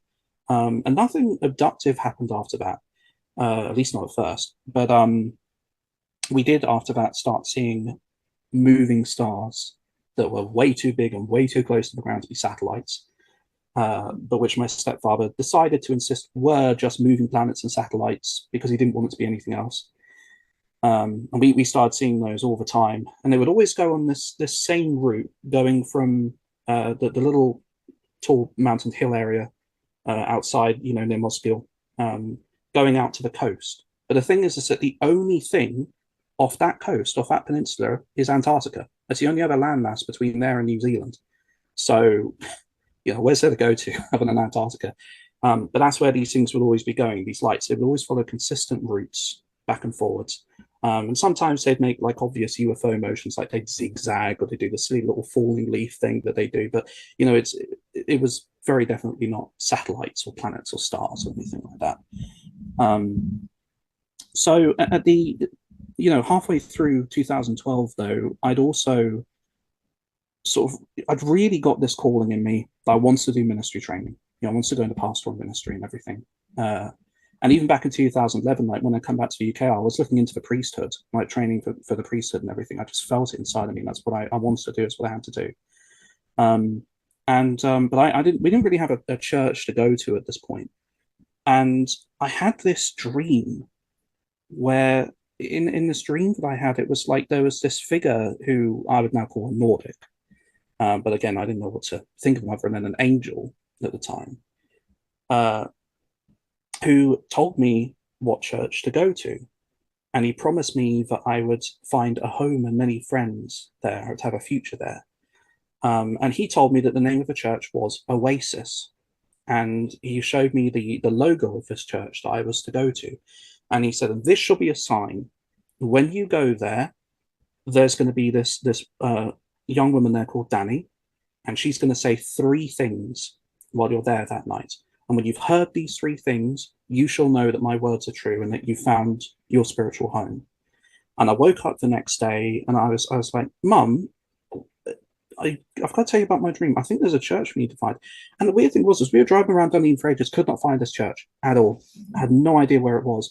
Until one day, we were on like the other side of Dunedin and, you know, near the college area and everything like that, where a big stadium was to be built. And just as we were driving around the area, we come across this church called Elim. And the Elim name in the Bible refers to an oasis. And the logo for this church was exactly what I'd seen in my dream. But at first I didn't go. I was too nervous and everything. So I waited like a couple of weeks and we ascertained there was a student church that went on in the evenings. So I go there and I went for that service. And lo and behold, the student pastor called Danny is speaking. And I can't remember what these 3 things were. Mum remembers. I don't remember now. But she said these 3 things because Mum had even written them down and everything. But she said these 3 things. And at the end of it, she said, I'm getting this word from God, this word from the Holy Spirit, but someone came here tonight because of a dream. If that's you, can you raise your hand? And nobody raises their hands. And I'm thinking, I'm so nervous. I'm like, do I raise my hands? And then eventually I just pluck up the courage and I raise my hand. I ended up staying there. I ended up doing pastoral training there, leading, you know, groups there, doing all sorts of ministries and everything. I was there until I came back to the UK again in 2015, in fact, and did a lot during my time there. But it did end up being what was prophesied. I made many friends, and for a long time, my family had a spiritual home there. So yeah, that had happened as well. But everything for me had just been sort of engulfed in 2013 in doing ministry training. You know, I'd just been baptized and everything and really got into the church and all of that. So that's where my brain was at. I was trying to leave all of this behind, you know, as best as you could ignore it with stuff happening at home. But at this point, you know, I certainly hadn't seen more UFOs or anything like that. So there was a degree to which you can sort of push this out and try and have a semblance of a life. And I was already trying hard enough to push through all of this with my health conditions already, which thankfully had kind of like, again, gotten into this period where they were a bit better. And thankfully around like the 2013 to mid-2014 time, it was the best it's been, I think, since last I can remember. And so I was able to do more than I have been able to since. And it was like the perfect window and everything. But I was just, again, totally devoted to my ministry training in 2013. And it was only at the end of 2013, towards the end of the year, that I'd moved into my first apartment to live with friends. My first like little, bungalow, little single story house by myself. And I was sleeping on an airbed in my new room with nary a piece of furniture, feeling like the bee's knees. And I wake up one night and there's three figures standing by my window, uh, of a likeness I've never seen before, and a red light that's to my right, up against the little bit of a wall between the door and the wall into my room. And as I can't move most of me, but I could turn my head. And as I turn my head to look towards where the doorway is, this red light is around this thing, like this blue turtleneck pullover. And it's got this head that's shaped almost like a pterodactyl, but with no mouth and no eyes. This kind of like wrinkly, leathery green skin. And this very tall, lanky figure. And the other things that are standing by my window are what I would come to call the floppy-eared beings. They don't actually have floppy ears, but they remind me of those dogs that do. And they've got like this kind of like these little black beady eyes and this very like tree fog, sort of like grey, elephantine grey skin. And these wrinkles, these wrinkly folds where our nose and mouth would be. And they're very short little things.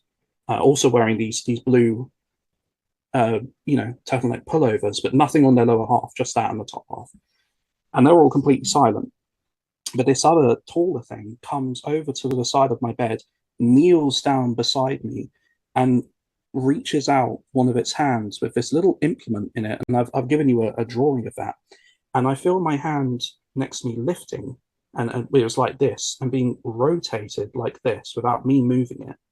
And then he brings this implement forwards and painlessly puts it into a palm of my hand, pulls back a little flap of skin, takes it away, not the flap of skin, but just the implement, and lifts this little thing that I thought was a grain of rice out of the palm of my hand, this black grain of rice. And it's all painless. I can't feel a thing. And I'm just watching this thing coming out of my hand and like lifting up. And next thing I know, I'm waking up in the morning and, I'm like, what on earth was that? Was that a dream? Until I look down at my hand and it's raw. It is red, and you can see where there's a cut. I mean, I've sent you a picture, but you can even still see the scar of where that little flap of skin was.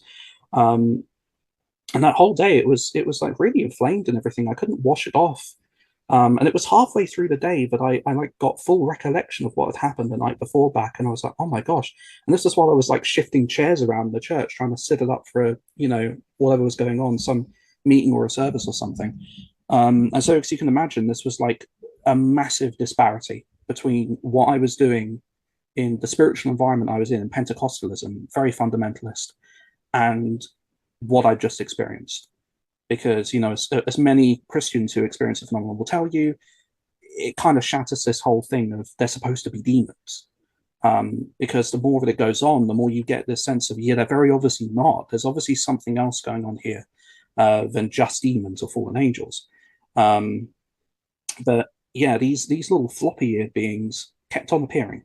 And even after I'd moved to another flat the following year and was living with a wonderful group of friends, and had the time of my life living there. But I would have nights where I would wake up and these little things would already be in my room, at the end of my room by my front door. And usually they'd be kind of like this staticky look, like TV static, but dark and shadowed. But sometimes you could see them for what they were. But the weird thing about them was they made a sound that was like the squeaking of rubber boots, like kind of sound, with themselves, with themselves. And they had these little things in their hands, so like these little black, thin puck objects, these little torches that had a light, a torch light that came out of them. Now, it wasn't just me that was experiencing these things, because my flatmates also heard them going up and down the stairs and saw their torch lights at night. But they thought the people were just getting up and like going to the toilet and everything and not switching on the lights properly as we were supposed to, and and everything. And so it was very difficult to account for. There were UFOs that my flatmates there also saw with me as well while I was living there. There was one night where a lightning storm happened, a thunderstorm happened, and lightning actually hit the power substation not far from, very adjacent to where we were living. But there was this other weird golden flash that happened that was totally silent, and then the rain just stopped. And me and one of my flatmates went outside and went into the little alleyway bit and looked out towards the houses on the other side. And we could see up in the air was like this cross-shaped golden thing that was just there. And as we were watching it, it kind of sucked in on itself like the shape of a spiral galaxy and then started moving off. And my flatmate was just stood there, put his head down, turned around, went back indoors, and didn't want to talk about it.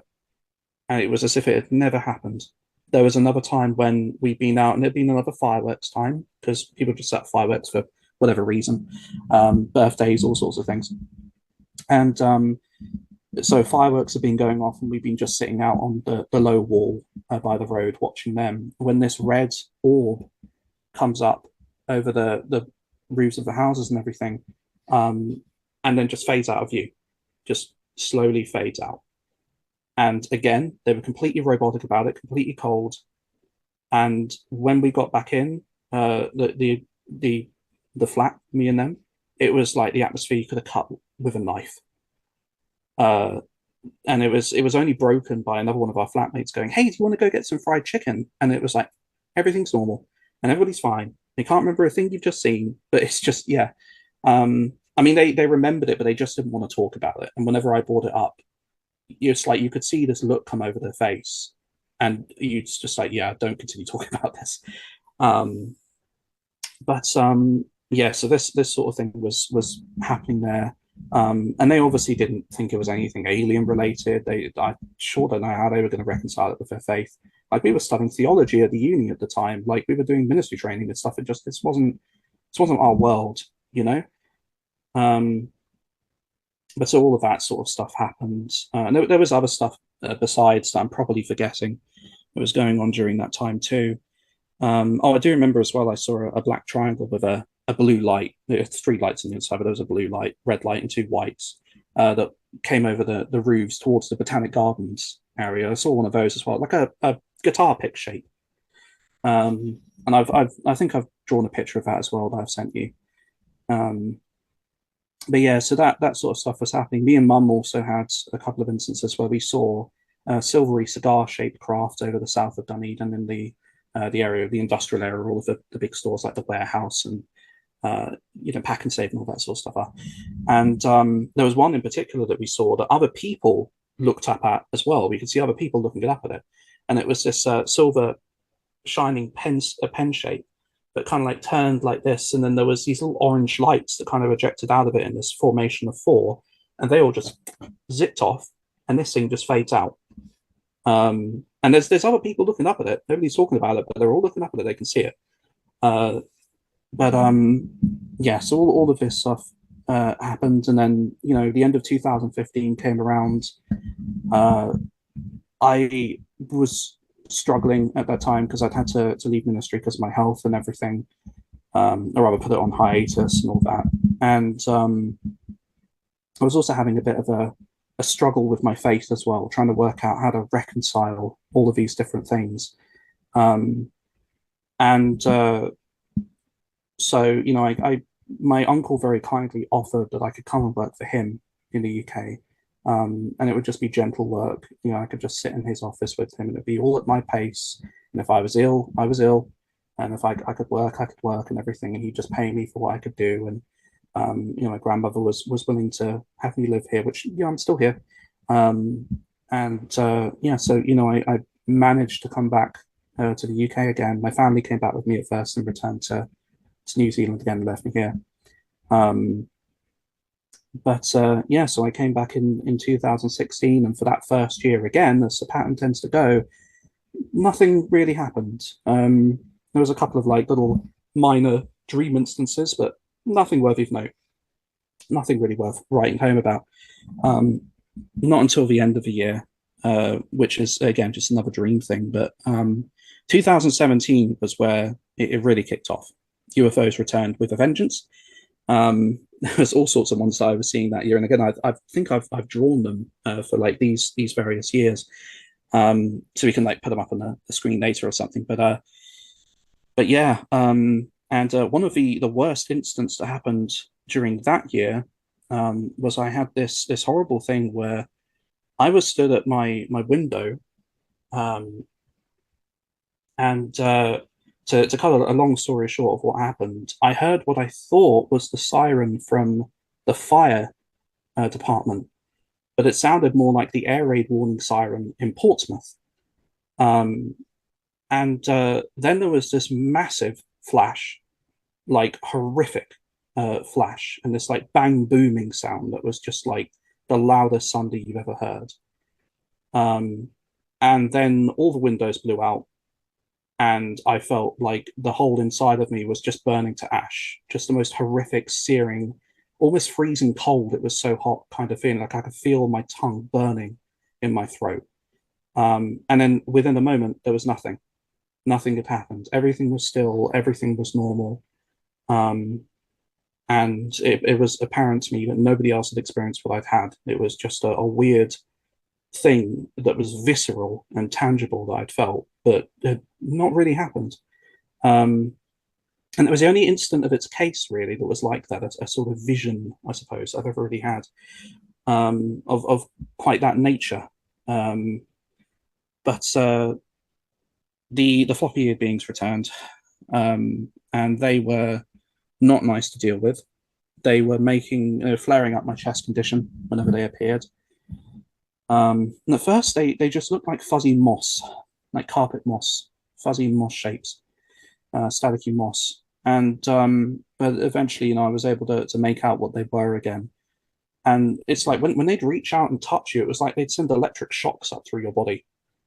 But they didn't respond. Like if you tried to ask them to stop, or if you tried to communicate with them in any way or anything, they just wouldn't listen.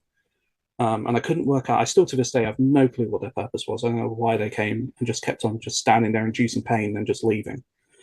But it was severely hampering my work that I was doing, to the point that, with my health just getting worse, I couldn't attend church anymore. I couldn't work with my uncle anymore. I was becoming a liability rather than an asset and everything. But that wasn't an unkind thing on his part.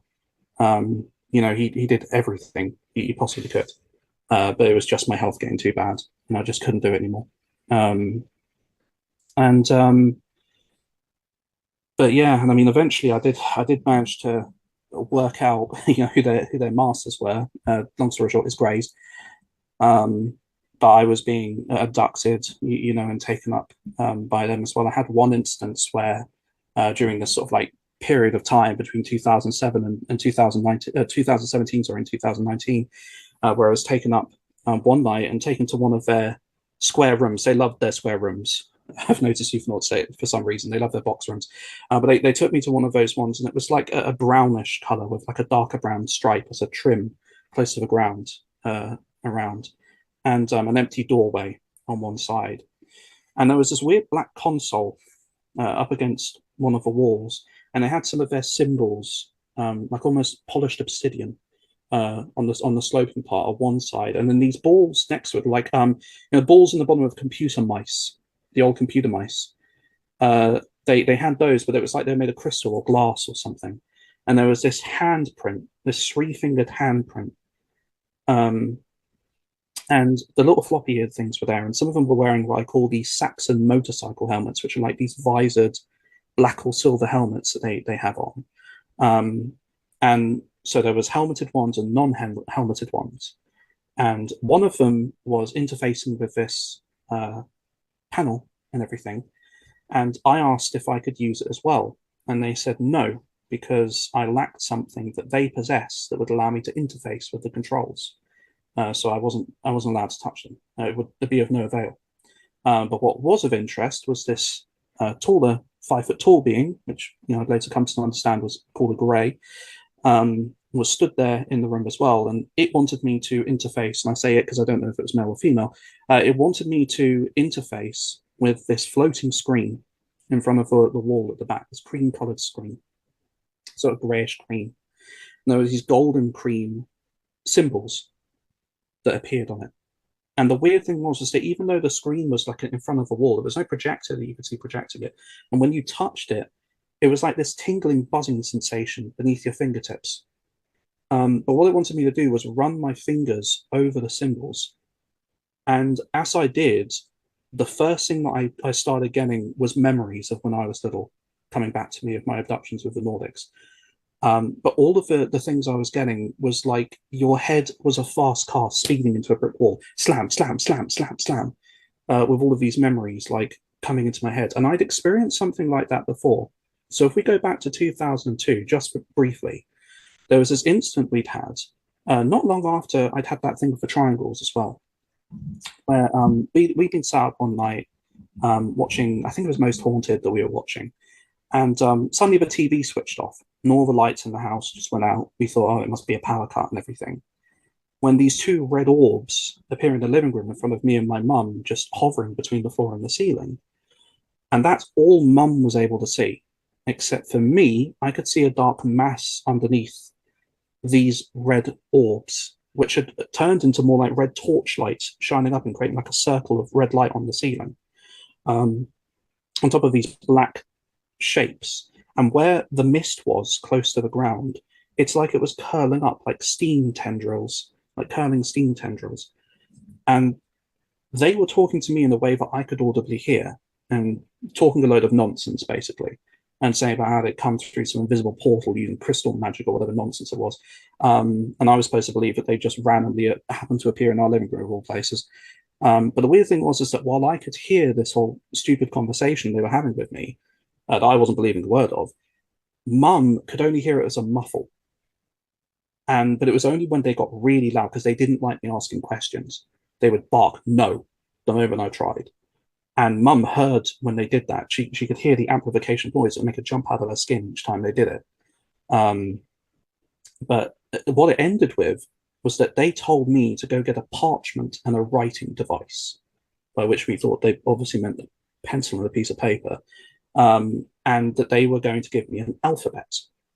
And I had to memorize it and then destroy the parchment. So I was like, okay. So we went and got a piece of paper and a pencil.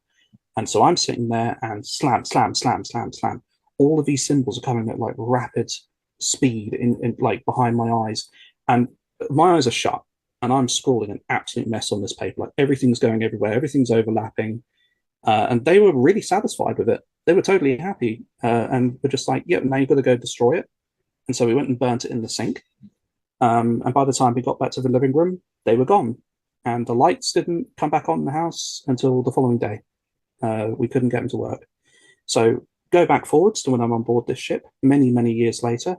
And it's the same sensation, that same slam, slam, slam, slam into my head of these things, getting back these memories. And after I had these memories, I turned to this grey that was next to me, weeping and going, how could I have possibly forgotten?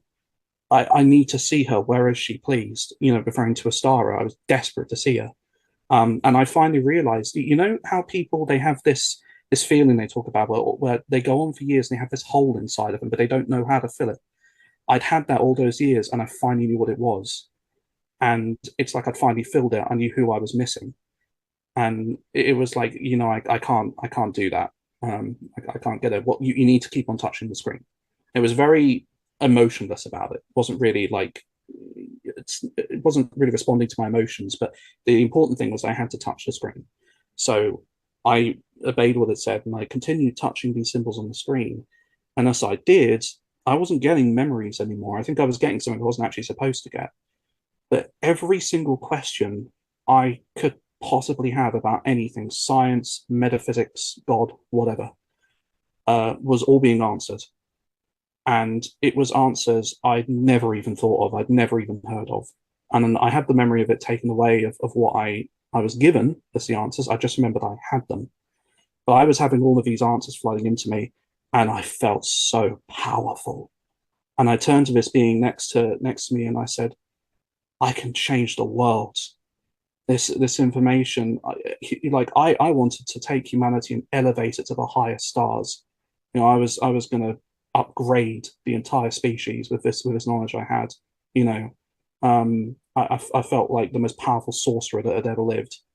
And it said, no, you can't keep that memory. I've got to take that from you. And I'm like, you can't do that. That's completely unfair. I've just got all of this, and you're going to take it from me. And that was it.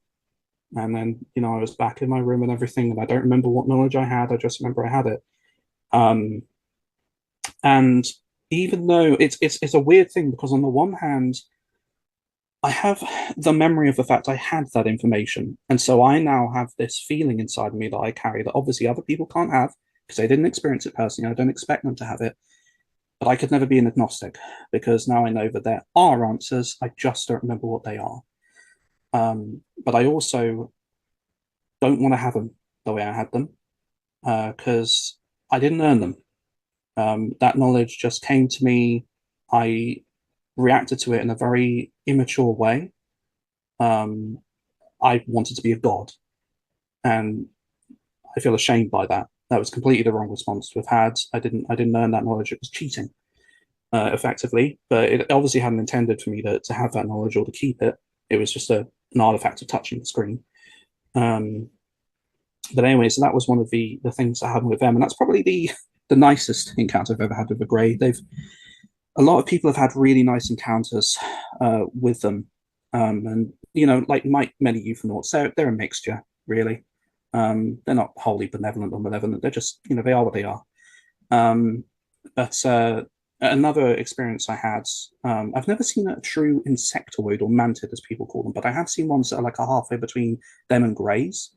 Um, but there was another time where I was taken on board their ship from Abduction, and it was very like a Star ship when I was little. This same kind of like smooth one piece, grayish white. Like the old Apple products used to look. They had that semi-transparent white sort of casing. It was like that. Everything looked like it was made of that. But instead of amber lights running along the walls, like with a Star ship when I was little, it had blue lights running in a pair all the way down the hallway. And I had just come out of this weird gel tank, as I'll call it, where I was completely submerged in it but able to breathe. And there was this rosy pink light that was coming down from in the top as well. And the weird thing was that the taste of it was almost like a very sweet, like an artificial honey. But inside my mouth, it wasn't viscous like honey. But moving through it was like pushing through honey. It was like pushing through that kind of sensation. But I wasn't drowning. I could breathe perfectly fine. But by the time I was out of it, I was laid on this stretcher, this bed type thing, this kind of like cast iron thing they had me on, whatever it was. And I could still feel there was like a slippery gel against my back and the back of my hair that was on me. And I was going down this corridor. I was being in front of me with these two little floppy eared things. And one of those, what I assumed to be a hybrid, like grey insectoid, went past me. It gave me a very friendly greeting telepathically as I was going down this hallway. And we came out into this big, like, huge circular room with like these weird panels on the walls, and there was loads of beings of different heights, all different greys and stuff, and different types of grey that were standing there and interfacing with the stuff on the walls. But the thing that I was on flipped up so that I was in a horizontal position, and I slid off it onto the floor and was bidden to approach this being that was sat on a big seat in this raised platform in the middle of a room with these two guards on either side of it. And it had this red and gold robe on it with a train. But it was like a grey, but with brown skin and these three things on top of its head. And I call it a pecan headed being because it looked like a pecan nut. But it was sat there, and it wanted me to come and talk to it. And I could sense that these two things that were standing next to it, they had these really tall, long necks that craned over at the top of these grey hammerhead shapes, but they didn't feel alive. Their heads were kind of like moving back and forth like this, like scanning, but they didn't feel alive in the same way as these other beings did, or like a cat or a dog or something does, or a human. They felt more like machines. But I could tell that if I like made the slightest wrong move, they'd be on me and it'd be over. I'd be dust, basically. But it's not like I was going to do anything aggressive anyway. So,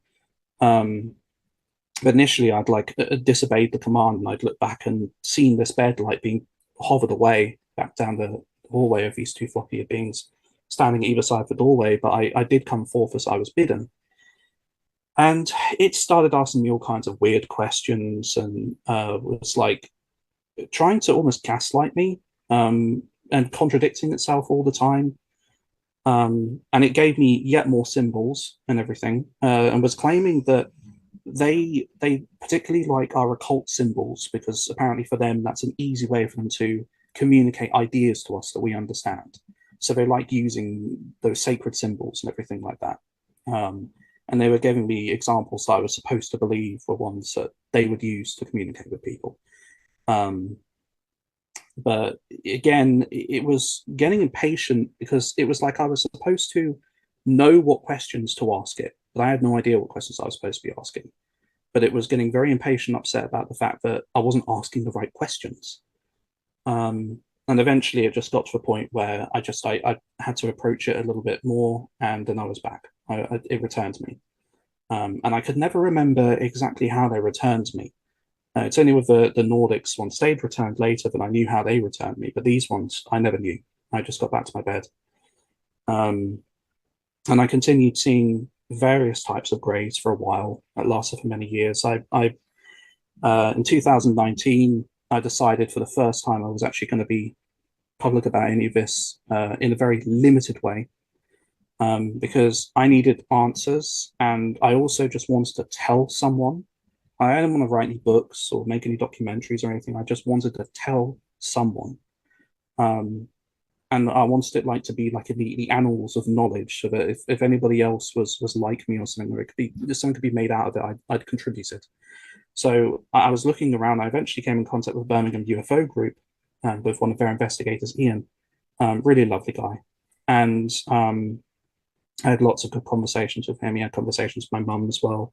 We talked about all of our different experiences to him and everything. Um, and it wasn't long after that that I sort of went online and tried to find other people like me for the first time. And I did come across other experiences. Some of them have become my best friends. Some of them I've shared experiences with. We've had overlapping beings, the same beings between us. We've had experiences we could each verify of each other. We could each corroborate without telling the other what it was first and everything. And just the more experiences I've met, the more I found that I'm able to. There's so much we've got in common. The things that are different too, but a lot of things we've got in common. The greys though, they eventually stopped turning up for me. Suffice to say, it become to a point though that the way they'd started treating me was abusive, and extremely unpleasant. Um, and But my friends and I were like besides ourselves. We didn't know what to do about any of this. And then it all stopped, and my prayers, so to speak, were answered in the form of Nordics returning. And I hadn't expected them to return. I thought I'd never see anything like a star ever again. I never have seen the star again. I've wanted to, but never have. Um, but they did return eventually. They are an entirely different kettle of fish. Not perfect by any means, and one of my friends who also encounters Nordics doesn't always have the greatest experiences with them, but I've known other people who do, and it's a mixed bag. It's what they're like. But I've had many experiences with them. Their ships, their interiors are mostly either like very flat, brutalistic, metallic sort of designs, very featureless, very boring, no plant life. Or they're kind of like that same sort of like almost plasticky but not white, pale grey white appearance, with like light that just comes from no visible source a lot of the time. It's just there. But they dress in various outfits. There's silver ones, there's blue ones, there's black ones. The black ones have these golden triangle symbols on them. The other ones don't have any symbols on them at all. But they use the same symbols that Star did when I was little. And the main one that I interact with, there's several of them that they've given names to me for themselves. And the main one I interact with is called Kara. That's what she calls herself. And I didn't know that was a human name, but apparently it means friend. It's a Celtic name. but she's the main one that I've interacted with, and I mean they're good conversation. I can tell there's a lot that they don't tell me, and that they purport that I wouldn't understand even if they tried. They haven't tried, so I'll never know if I would understand. Um, but yeah, they've been the bulk of my experiences that haven't been of a paranormal nature have all been them since then. And I haven't seen any greys in quite a while. Not for a couple of years now, but that's to nutshell it. And I mean, there's so much more besides. Like if I was to sit here and tell you all of it, we'd be here until the wee hours of the morning. But it's just so in a nutshell, as best as I can. That's like some main events.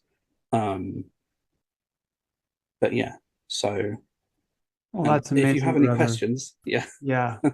Well, thankfully, you made my work fairly easy because I had a whole bunch of questions, and down the yeah, road, every time the question was answered. So oh good, yeah, thank you so much for that. that's Now, all right. my million-dollar question is why you? I have no clue. I'm not special.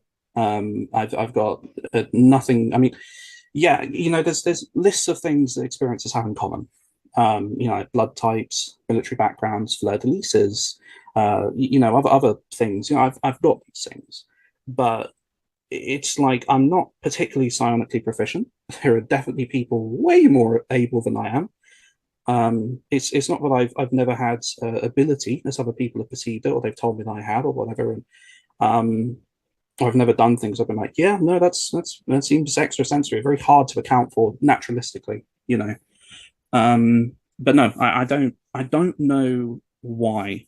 I've never had any like anything mentioned about soul contracts, previous lives as extraterrestrials, no missions, no. I haven't got any galactic gospel to spread. I've got it's nothing. So it's just been much of a muchness. I'm just another person who experiences. Um, but yeah, I have no idea. I've never really been given an answer to that. I've barely even broached the subject, to be honest. Well, ever thought Um, that your mission is to just to get your story out?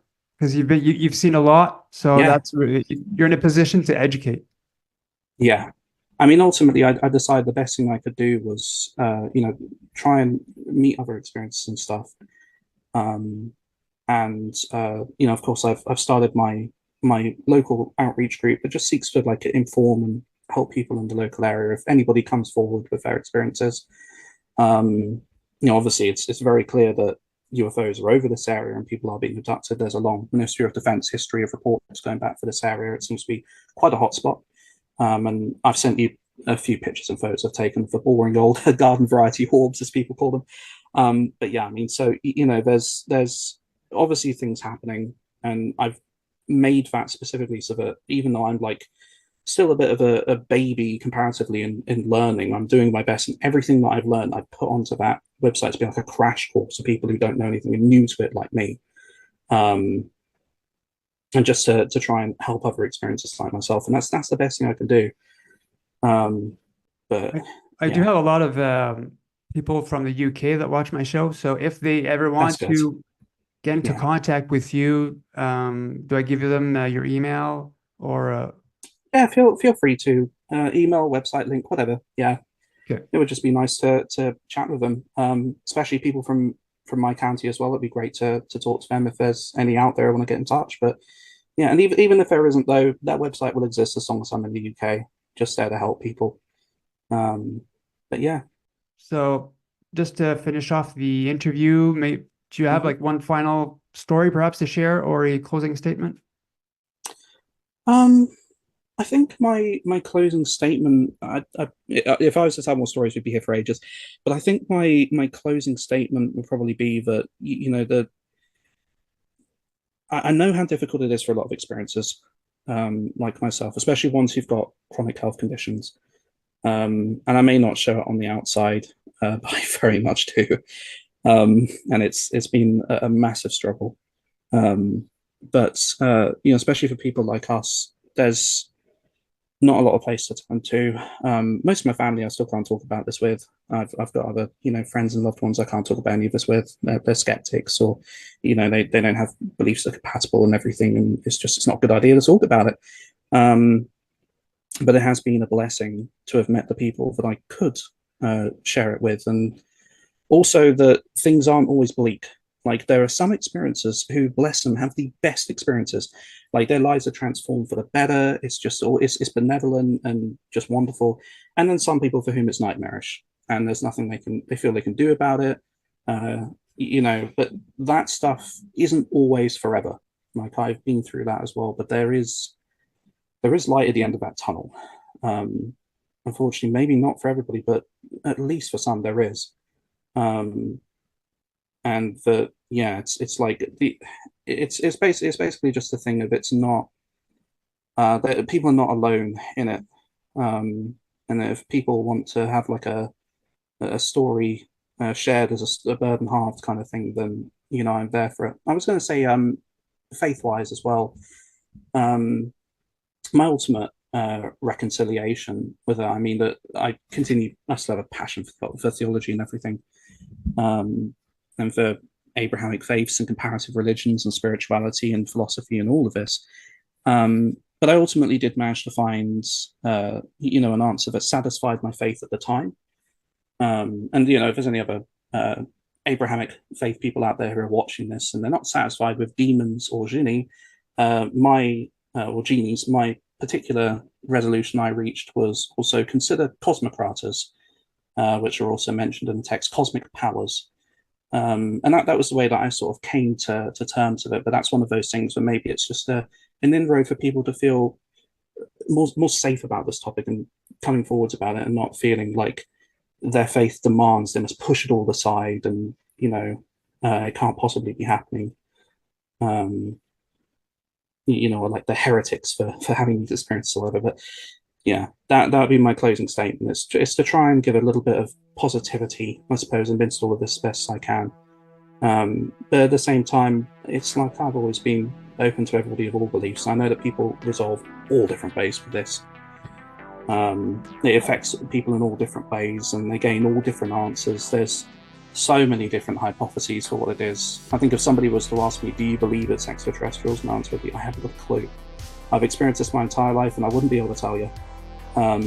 They claim many things, and they exhibit many things, and finding a determinate, concrete answer that encompasses the whole of the phenomenon satisfactorily is a tough game. So, yeah. But that'll be it. That'll be my closing statement. But just thank you for having me. This has been lovely. It's been fun, Caspian, really. Your story's beautiful, magical, scary, a bit of everything, really. And I'm really glad you decided to come on and share it with everyone. So, to those watching, hope you enjoyed today's interview. I'm your host, Mr. Great. More interviews coming up, and I'll see you guys next time. So, take care, everyone. Hello, everyone. This is Mr. Great, and thanks for watching today's episode. If you are an abductee, contactee, or experiencer, and you believe that your story could help others, please feel free to contact me through my YouTube channel email. When it comes to experiencers, the ET phenomena, and the future, remember, truth will out.